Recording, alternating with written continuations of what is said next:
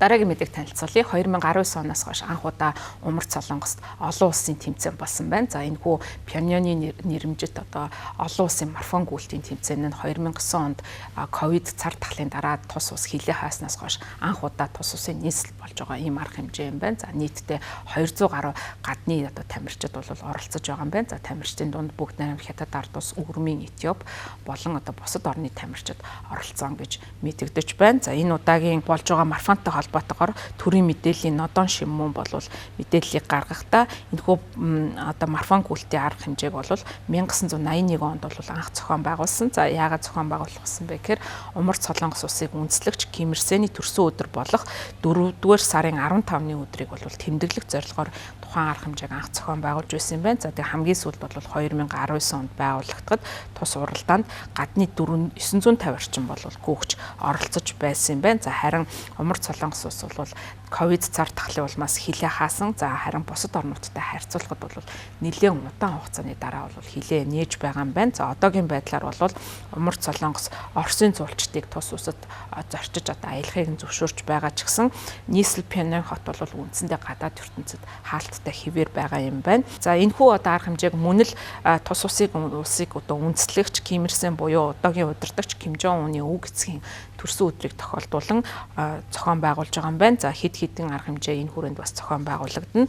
За харин энэхүү арга хэмжээг одоо ашиглаж зарим аялал жуулчлалын компаниуд Умар Солонгос руу жуулчин аваачж байгаа юм байна. Тухайлх юм бол Бээжин төвтэй Корeo Tours компани тус одоо марафон бол нутгийн иргэдтэй харилцах чухал боломж гэж үзэж байгаа юм байна. За тэнд бол маш олон зүйлийг харах боломжтой их сэтгэл татам газар гэж онцолж мэдэгдэж байгаа юм байна. За харин энэхүү уралдааны гарааны тохио өгөхөөс өмнө бол орон нутгийн иргэд Ким Ир Сений цэнгэлдэх хүрээлэнд бол оролцогчдыг угтан авснаар тухайн марафон гүйлт эхэлсэн байна. За тамирчид бол нийтдээ 50,000 орчим хүн цугларсан цэнгэлдэх хүрээлэнгээс гараад хотын дурсгалт газруудын хажуугаар өнгөрч хөдөө орон нутгаар бол гүйж байгаад эцэст нь бол цэнгэлдэх хүрээлэнд иргэн ирж одоо барианд орсон юм байна. За харин уралдаан тэмцээнд оролцсон одоо хүмүүс ямар амжилт үзүүлснийг нь дурдах юм бол бүтэн марафон гүйлтийн уралдаанд эрэгтэй эмэгтэй төрөлд нь Умар Солонгосын гүйгчид алтан медаль авсан юм байна. За эрэгтэйчүүдийн төрөлд нь Этиопийн тамирчин, эмэгтэйчүүдийн төрөлд нь бүгд найрамдах Ардсан Солонгос улсын тамирчин мөнгөн медаль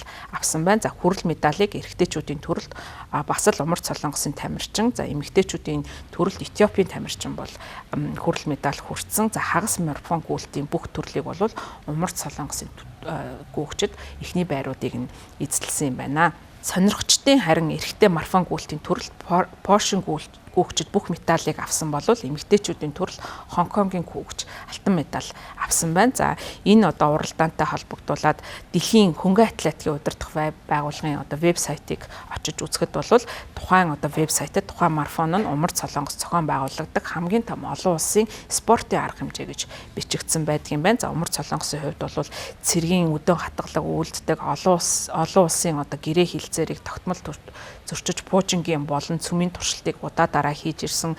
За мөн цөмийн химийн зэвсэгтэй за мөн Украинд Оросын одоо хийж байгаа дайнд бол дэмжлэг үзүүлсэн гэх шалтгаанаар бол олон улсын хоригт бол өртсөн ихээхэн хаалттай улс юм байна. За мөн олон улсын хүний эрхийн байгууллагууд ч гэсэн тус улсын хүний эрхийн нөхцөл байдалд бол ихээхэн санаа зовдог. Тухайлх юм бол Amnesty International зэрэг хүний эрхийн байгууллагуудын үзэж байгаагаар тус улсын хүний эрхийн үзүүлэлт бол дэлхийд хамгийн сүүлийн одоо байранд орох орнуудын тоонд ордгоо гэж мэдэгдэж байна.